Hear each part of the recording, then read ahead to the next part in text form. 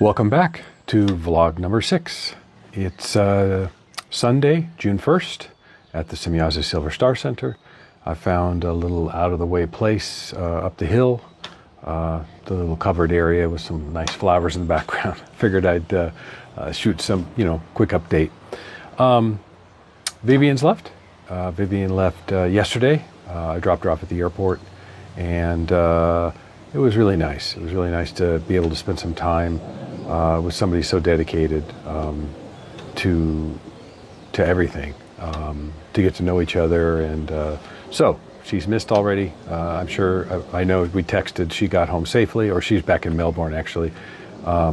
She actually lives on a small island, Tasmania, which is just south of the mainland of Australia. But she's visiting one of her group members there. This sort of a day layover, and then she'll be home. It's been really nice to get to know Vivian, and the one thing I could say about her is, man, she is so dedicated. When I asked her, hey, what are you looking forward to when you get back? What's the best thing you're looking forward to when you get back? And her answer was to get back to her translation work. So, she's just done so much, correction work, translation work, and, she's just such a dedicated person. That was the first thing she wanted to get back to, or that she missed. So I wanted to thank her for that. And then also, thank her for her time doing the videos. She came halfway across the world to meet here, to do, we actually recorded 18 videos. I wasn't sure if we were going to get all those recorded, but we ended up getting all of them done. So we have 18 different topics to release. We talked about that. We're probably just going to release one a month for the next month. Probably the first one will be in June. I'll do that when I get back. Put the all together. I did release one yesterday. That was our very last topic, our very last video. I showed that first just because it was sort of the end of our time here, and it wasn't really any kind of specific topic. We just wanted to talk about, what went right, what went wrong. So that one is posted if you haven't seen it. That's sort of the first one that I posted. It's the last in the series, but it is the first one that's up there. So that's good. And, another thing I really wanted to thank Vivian for was, it takes a lot of courage to do public work, to speak out in public, number one. And number two, to speak about the teachings. It's difficult. A lot of the concepts and the ideas that Billy talks about are not easy. And so not only does it take courage to get up in front of a camera, it also takes courage to open your mouth and share what you know. So, I really appreciate, her willingness to do that. And so it was really a good week overall. So she's missed. I miss you, Vivian. I'm sure at some point in the future, some years to come, we'll probably meet again and do some more videos. Maybe here. Who knows? Who knows what the future will bring? But we have enough videos for a year or more. So we'll be putting those out beginning in June, and probably one a month for there. Speaking of courage, and the courage to get up and speak in front of public, I really wanted to also take a little bit of time to thank the people who interviewed. Mainly they were passive members of FIGU Switzerland. There was also one non-passive member who flew in just for this. He lives on the East Coast of the United States. So let me start at the top. On Saturday, May 24th, I was able to interview Yunel Burke.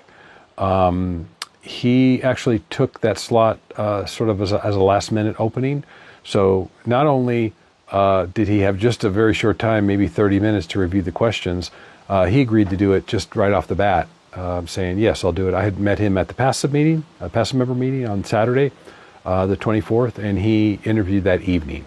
So I don't know him very well, but we spent a little bit of time together. So I just wanted to thank him for his interview and the answers and stuff.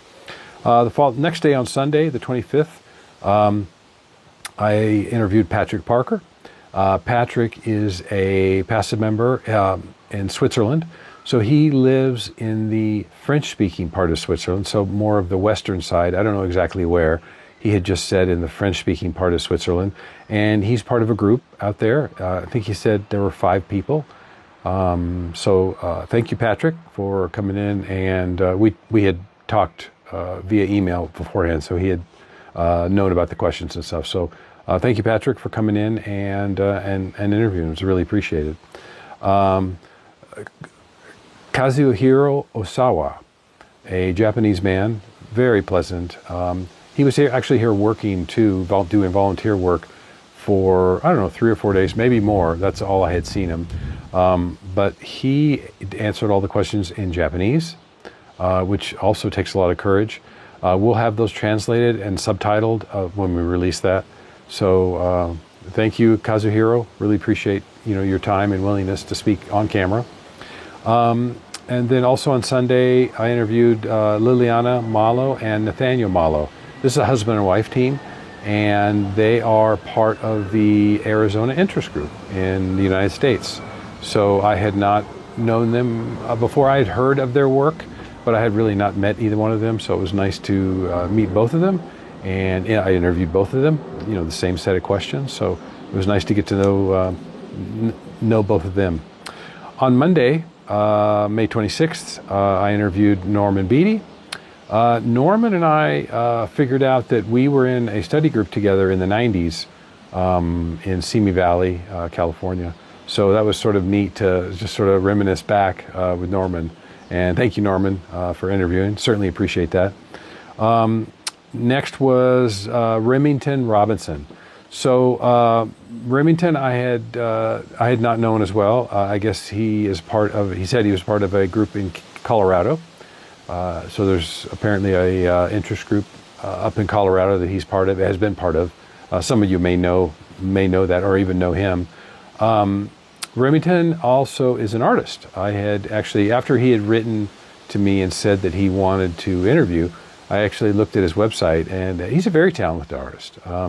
And he was also the person that took pictures during our social event and shared those on one of the vlogs. I'm not sure which number it was, but he was kind enough to share his photographs, and that was really helpful. So thank you, Remington. Thank you for interviewing, and thanks for the photographs. Certainly appreciate it. And then next was Berta Voss. Berta is, I think she's from Germany. A German native speaker, spoke English too, and she actually did her interview in English. Actually, she did it in 2. We did it in English and in German. I'll probably use the English take, unless something's not really clear, and then I'll use the German take and then just use subtitles. I was really impressed with her understanding of the material. She has obviously studied and spent a lot of time thinking about it, deep thought about the material. Her questions were, well, you'll see when it comes out. Her questions were very telling of her level of understanding of the material. So I was really impressed by that. So thank you, Berta, for interviewing. Certainly appreciate it. Next was Trey Musali. Trey had been on a couple things about Trey. He also interviewed. Trey has recorded some shorts for the Bailey Meyer Books YouTube channel. You can probably see those on there. He has a bald head like mine, and then a goatee. And he's also he lives here in Switzerland. And so he's done that. Also, he has his own YouTube channel, which on there he's called The Philosopher. So he also has just started doing some videos on the way to live. So he has the way to live being narrated. So he hired a narrator. He produced the whole thing himself. He hired a narrator to read passages from the way to live, and there's a picture of Billy. So that's a neat video series. If you get a chance, you can go on over to his YouTube channel and check that out. And then also Trey had invited me out last night over to his place. So he lives in a town called Wil, W-I-L, not Vila, down the hill from here, but W-I-L, Wil. And I went over to his apartment. He's got a very nice apartment. We sat and talked for a little bit, and then we went into town, and he was sort of just showing me what normal Swiss life is like, what an apartment's like.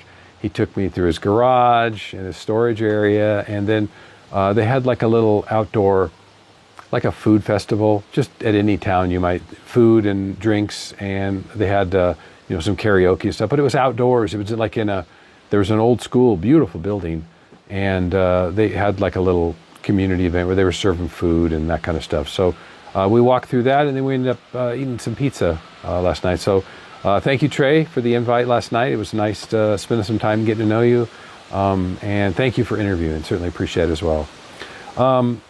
Grace Chan, she was also at the social event, passive member from China. She answered all of her questions in Chinese, so we'll be subtitling those. And it's difficult for her to speak about those kinds of things. So it's even an extra level or an extra step of courage for her to come through and talk about Billy's teachings and stuff. It's a little bit more. The Chinese government just sort of keeps an eye on everything. I'm not sure how it is because I don't live there, but I understand that it can be a little bit challenging, from living there for perspective. So thank you, Grace. Really appreciate you taking the time. And then Sachin Baguette flew in. He's a non-passive member. He's the one I mentioned before. He flew in from the East Coast of the United States for the weekend just for the social event. So that was really nice. Also, another person I was very impressed with his level of knowledge and understanding of the teaching, and his answers, you'll see when they come out, were very good. I mean, really are going to make for a good video. And then one other last minute, Emmanuel was sort of as a stand-in, and he also did an interview with very little preparation. He had probably just 20 or 30 minutes to look at the questions. So thank you, Emmanuel, for stepping in and doing an interview at short notice. Certainly appreciate that. So for all these 12 people that have agreed to give an interview publicly on the Billy Meyer Books YouTube channel, and also answer questions about the teaching and their understanding and their feelings and their experiences. It takes a lot of courage to do that. So I just really want to thank these 12 people. I just, named them all by name. I'm not worried about that because they've interviewed publicly. You're going to see them on the channel here, in the months to come. So these 12 people that took the time over this last week, it was really last weekend and Monday, Tuesday. Thank you so much. Thank you so much for taking the time, for answering the questions, and giving other people a chance to hear what your understanding is, what your thoughts are in the teaching. And it'll be really good. It'll be really good for other people to see 12 different perspectives, right? Not just mine, not just Vivian's, or not just ours together, but 12 different people be talking on these topics. So that'll really give a very good, a very broad spectrum of answers on the different topics. So thank all you 12 people for doing that. It's really appreciated. That's all I think for this update, at least for right now. It's a nice day, a nice Sunday afternoon. It's Visitor's Day. There's nobody here but me, so it's nice and quiet. It's nice. And stay tuned for the next update. We'll see you. From time to time, I do think about not having Billy here to write for us. And it's not a good thought, but it's an inevitable thought. No one lives forever, and he won't either.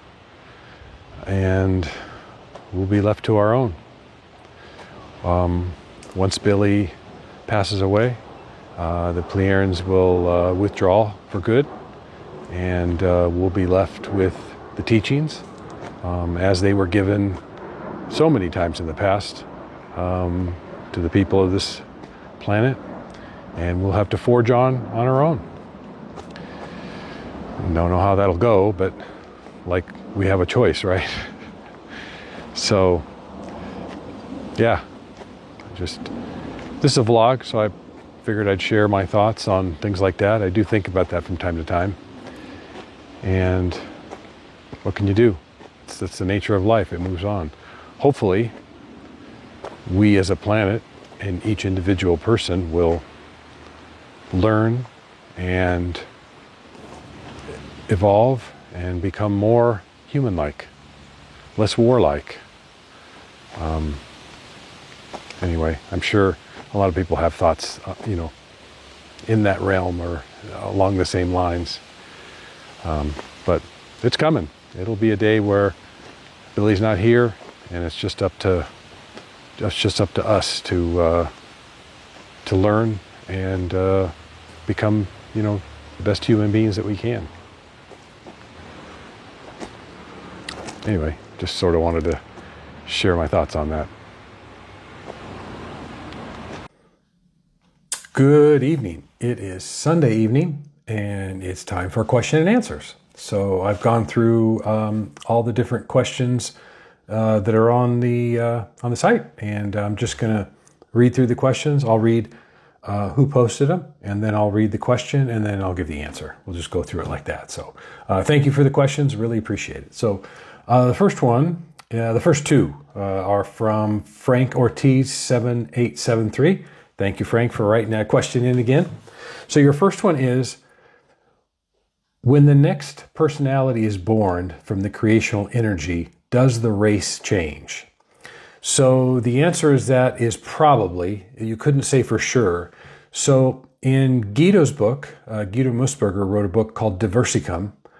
It's for sale. It's only in German, but it is for sale from Figu. In Diversicum, he talks about the spirit forms on the other side that are waiting to reincarnate. So they've finished their processing of the material from the last life. So everything's done. They're ready to come back. He says it's like a funnel. And it's like a funnel like this and goes down to like a tube. So if you were to imagine a funnel and a tube with some balls, a bunch of balls in there, where they can all go down, but then in the tube, they only get in one by one by one by one. So that's how it is on the other side. And what happens is, when a new fetus reaches the 21st day and it's ready for a spirit form, Billy says, breathes in. It's like they take a deep breath and the spirit form comes in. That's probably, just some analogy, but that's what he uses. It's sort of interesting. He uses those terms, breathes in. Well, one of these spirit forms or these balls will go to this fetus and enliven it on the 21st day. It can happen anywhere around the world. So all these babies being born all the way around the world, these balls will come out and just go to the different babies. So chances are you'll be, all mixed all over the world, different. So you could be different races, that type of thing. Could be Chinese, could be Russian, could be American, could be Swiss. We're in Switzerland. So chances are it'll be different. Maybe you could say that, maybe China and India have a larger population, so maybe you're more likely to go there because they have more babies and things like that. But that's how the process works. It's sort of like a funnel that comes down to a tube. If you think the spirit forms are balls, they'll collect into this funnel, and then one by one, as spirit forms are needed around the earth, they'll go to those different ones. So will the race change? Probably, just from numerical. It doesn't have to, but that's how the process works. So hopefully that answers your question. Your second question, since I found Billy and the teachings in this life, personality, will the next personality find the teachings earlier in this life? I had the same question years and years and years ago. So I can tell you the answer.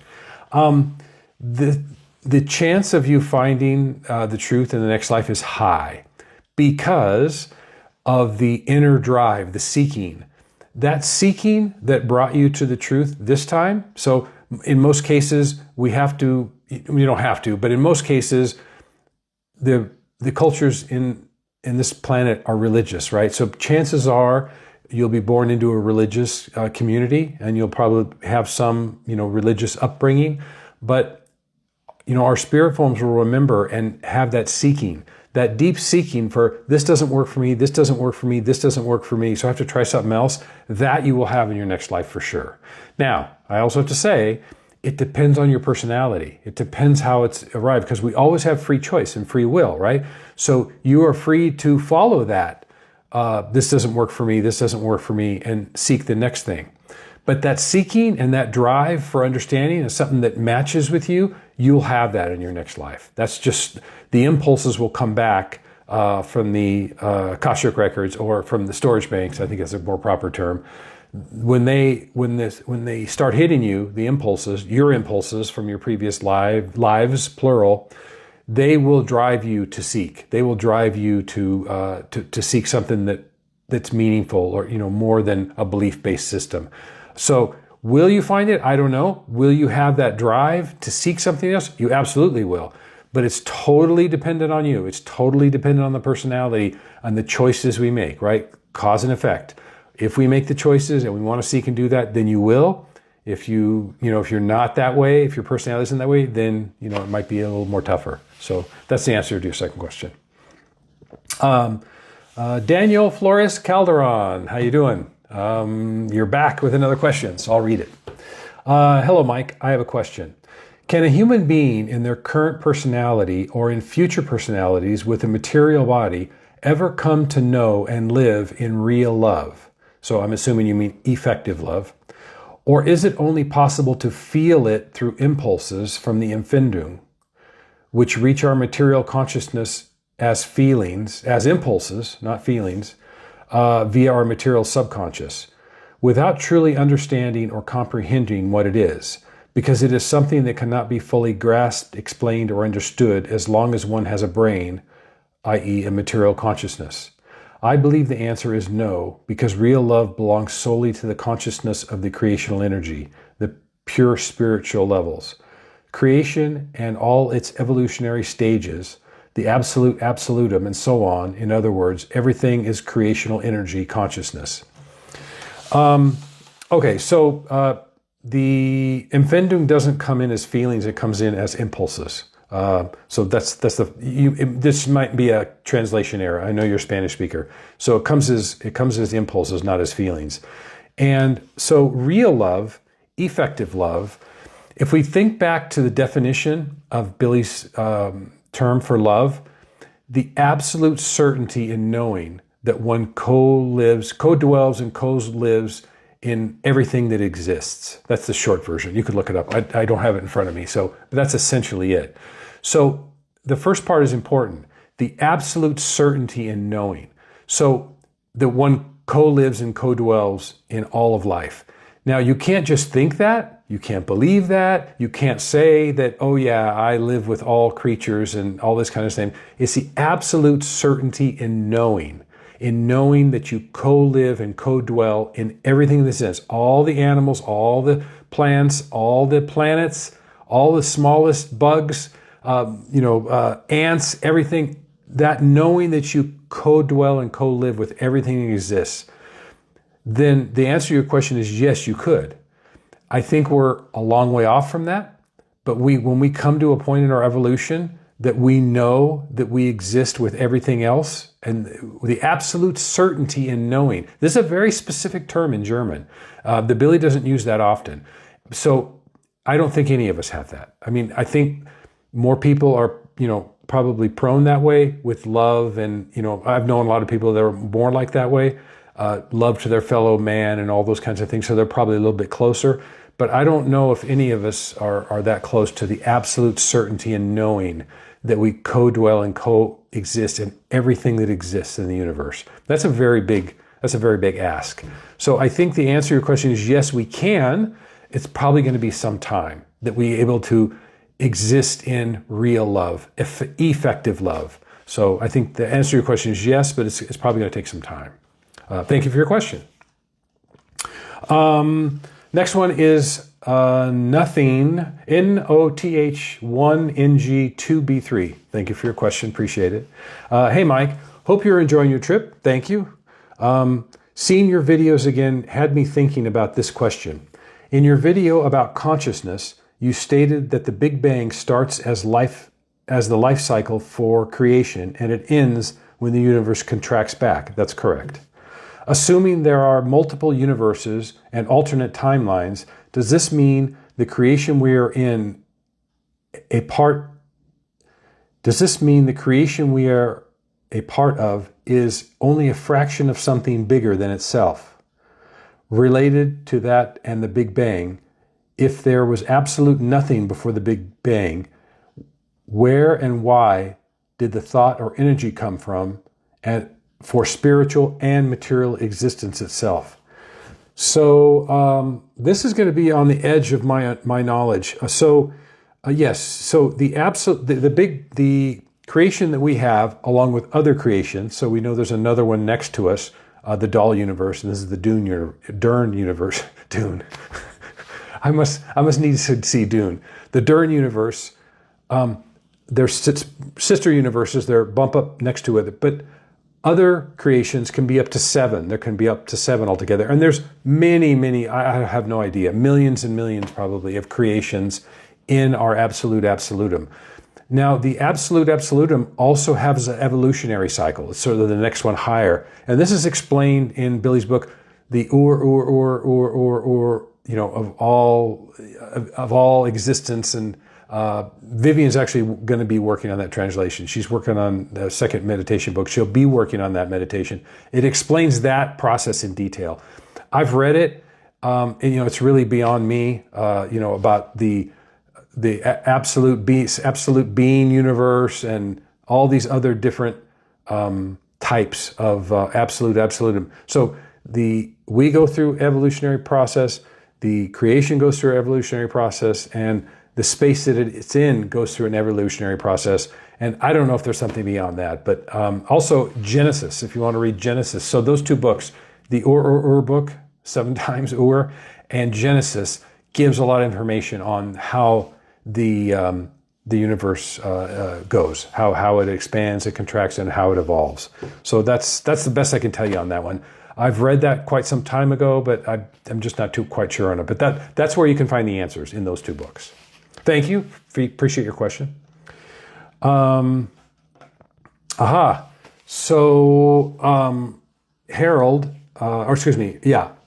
Harald, from the What the School Didn't Tell You, or What the School Didn't Teach You, he put a post here I thought I'd read because it was an answer to another question. Hi, we asked the question about the universal prophet in 2022 to Billy. So this is the question about, does each universe have its own universal prophet? I don't think I knew the answer to that. So the answer is that every creation has only one universal prophet. This prophet is responsible for all 7 space-time dimensions, universes. Currently, we don't know who is the universal prophet of the Doll universe. It's not Ask It, because that has been assumed by our study group, so that question came to our minds. So, okay, Harold, thank you so much. He's the gentleman that helped me in the very beginning set up. He's a professional. He's a professional editor, and Harold. I think it's Shoshman. It's now he's probably going to be mad I butchered his name. I can't remember. Anyway, he says his group answered this question. So the person who answered about does each universe have a universal prophet? There you go. Thank you so much for posting that. I didn't know it. It's nice to have a community here that, hey, if I don't know, somebody else knows, and they can post it for so we can all know. So thank you so much. Don't forget to like and subscribe his channel. What School Didn't Teach You. That's a great channel. I've watched a lot of their videos. He actually has a new one. We got to see a preview last Saturday, which was really good. So that should be coming out soon. It's just in German. I think the English was right behind it. So I think it's Harold Shoshman. Anyway. Okay, next one is from Nadia. Hi, Nadia. Hi, Mike. Love the scenic tour of the SSSC and the updated summary. Amazing. So will it be logical to say that the creation life energy also exists in the absolute absolutum for its further all-time evolution? I don't know. The creation life energy, we first learned about that last Saturday, and I shared it with you guys. I think Contact 911 is out now. I'm not sure. They said it was going to be published. So if it is out, you could read it in there. But the truth is, as far as the creation life energy, I don't know that much. I only know from what Billy did the lecture last Saturday, the one that Bernadette read. So that's all I have knowledge on the creation life energy. I would assume yes, because if we say that our spirit forms as creation energy and creation life energy go back to the creation at some point, I would assume that there's probably some evolutionary process in the absolute absolutum. It would just make sense, right? Like you're suggesting, it would make sense that it would do that. But the answer, I don't know. The creation life energy is a brand new concept to me. And what I don't like to do is I don't like to, say something if I'm not sure or I don't know. I've only read what we've all read so far. So anyway, thank you, Nadia, for the question. Appreciate it. Next one from James Smith, 5666. Hi, Mike. I have a question.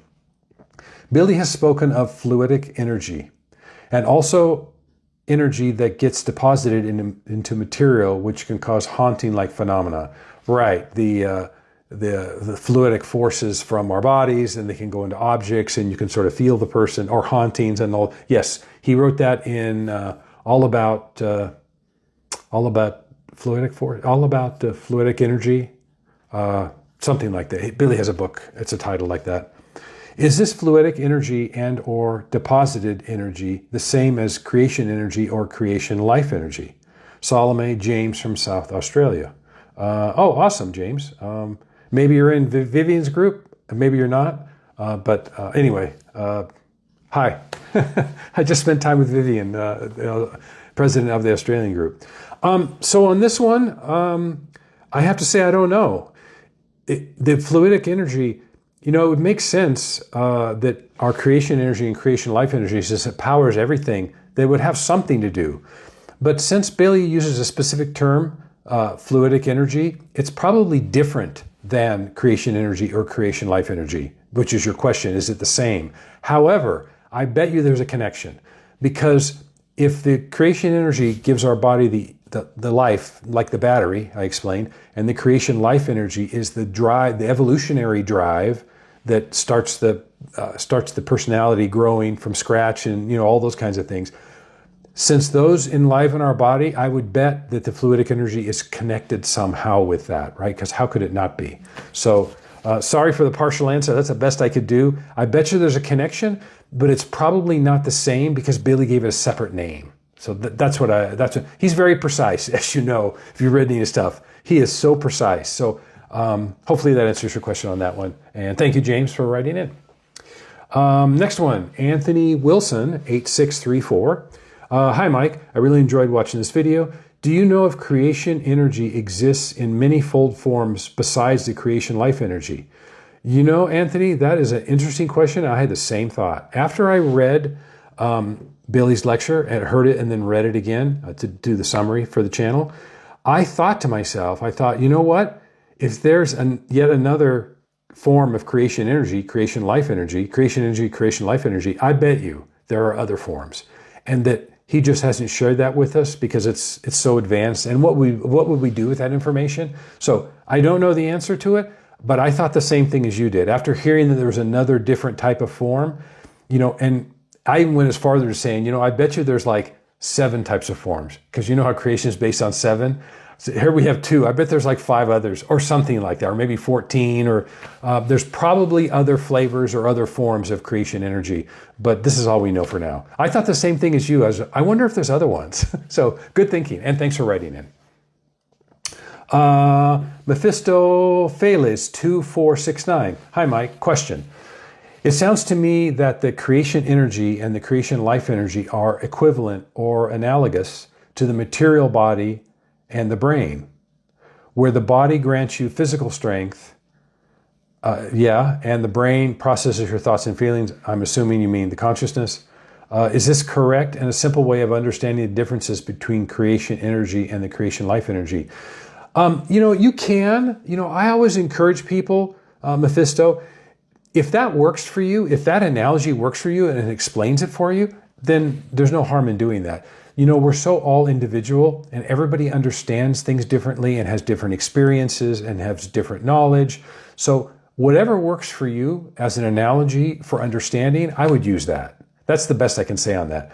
The physical strength, it also comes from food and, drink and other things, and the brain processes your thoughts. It's really the consciousness. So we may just have sort of a play on words here about that. But if that works for you and that helps you with your understanding, I would use it. I would go ahead and use that. Everybody's different, and maybe somebody else would explain it a different way, and that works for them. So whatever works best for your knowledge and understanding. I think that works the best. And thank you for the question. Appreciate it.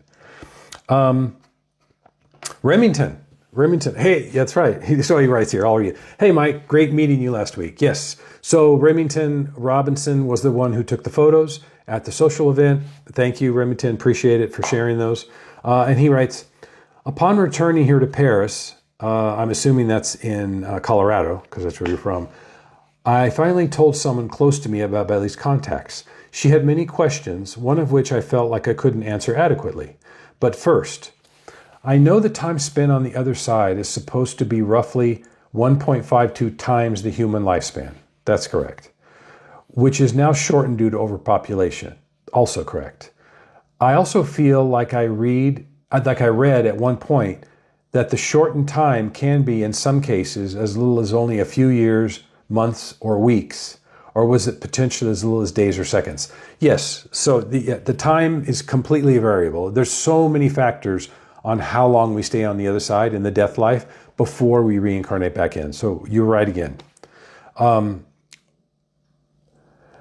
know that time also depends on the amount of life lived, if it was cut short by an accident, etc. Right. So the longer you live, the longer you'll be on the other side, on the death side, because you have to think over, you have to process everything you've learned. The longer you've lived, you have more to process. So say if you live short, if you're in a car accident at 7 or something like that, then yeah, you'd come back quicker. So that's just another factor. There's so many factors. Then I think his question. Now for the question.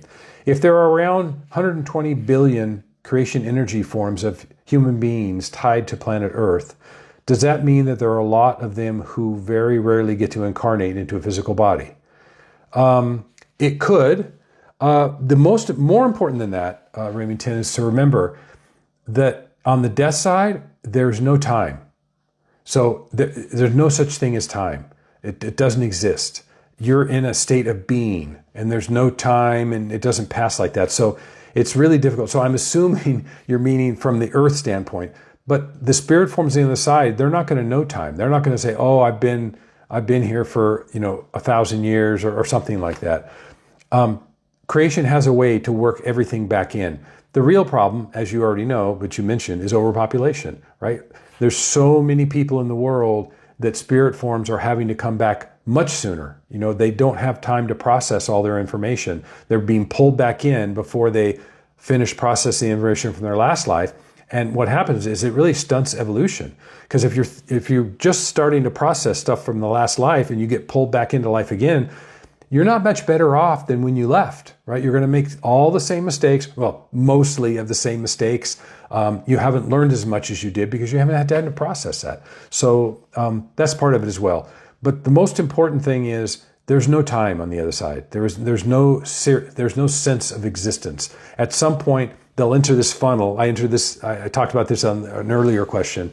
They'll enter this funnel and then slowly get back into back into the cycle. Whenever they're ready, they'll get in the funnel and they'll be incarnated again. So it may, I guess your question is, some of them may wait longer, which is better. It's a better than having to come back in too soon.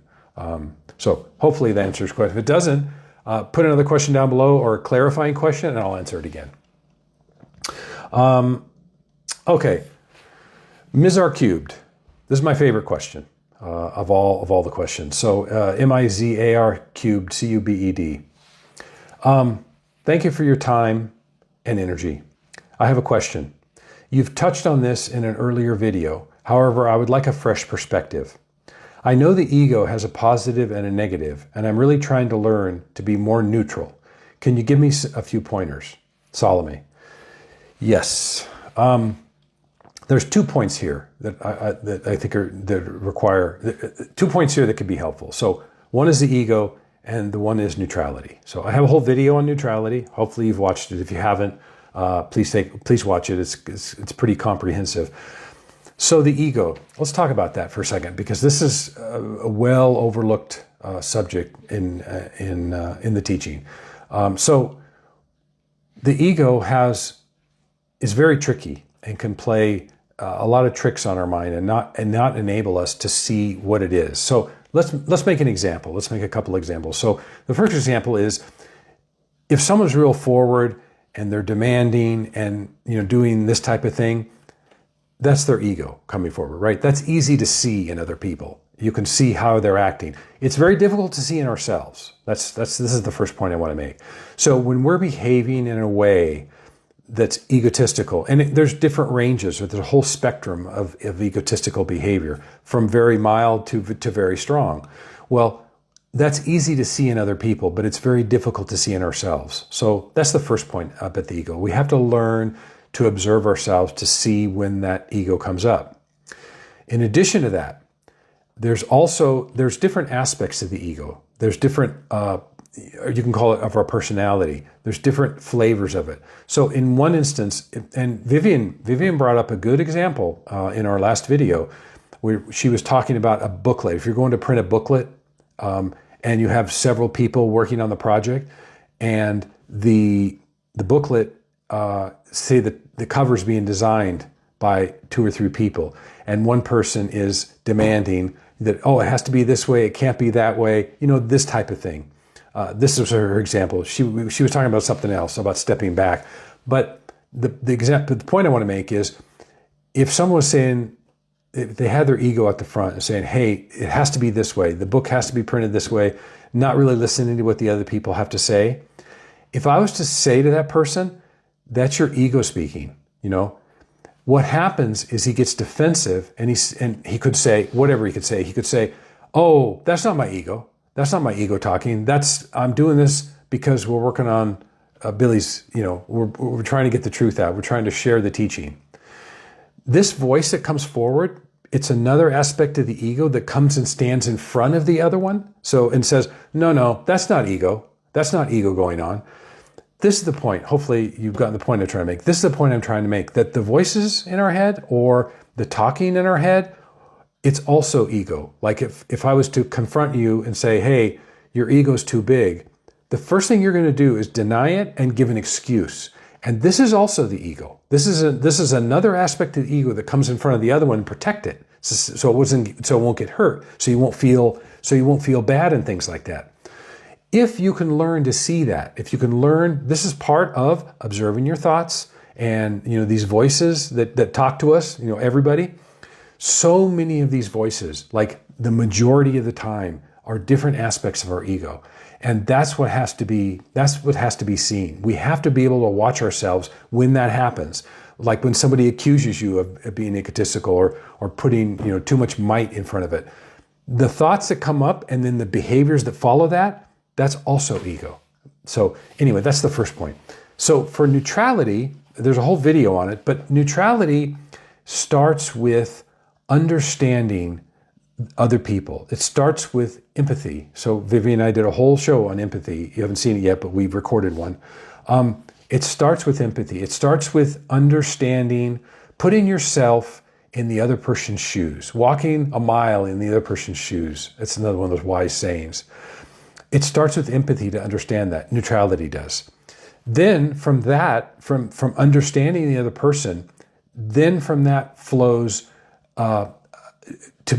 once you understand them, you can be more neutral towards them. Now that you understand their position and what they went through in life and why they're having a bad day, and maybe they had bad parenting growing up, all these types of things add to the ability to be neutral, to understand that each person is individual and that we have to respect that individuality, and that everybody has different levels of understanding, different intelligence, different experiences, different cultures. All these things, all these understandings come into being part of becoming neutral, of being neutral towards other people. That's a real major point for the neutrality. So the neutrality isn't just with the thinking, isn't just with the thinking of ourselves. It's also about how we view other people. And if you could learn to do that, or if you can learn to watch yourself when you're viewing other people or dealing with other people, you'll be well on your way to achieving a more neutral position towards other people. It's difficult, and I have a whole video on neutrality. If you care to watch it, it was in a discussion format with my wife, so that goes into a lot more depth than I will today. But these are just 2 points, And Ms. R Cubed, I really appreciate you bringing up these deep subjects. And it tells me how you're thinking. It tells me that you're doing the real work, that you're observing yourself, you're asking about the ego, you're asking about neutrality. I can tell, I don't even know you, but I can tell by your question, you're really heading in the right direction. So if you have more questions, I'm happy to answer them. Hopefully that gives you a few pointers. And that is the last question for this evening. So thank you all for following the vlog. Appreciate it. If you have questions, put them down below, and we'll see you on the next vlog. Have a good evening.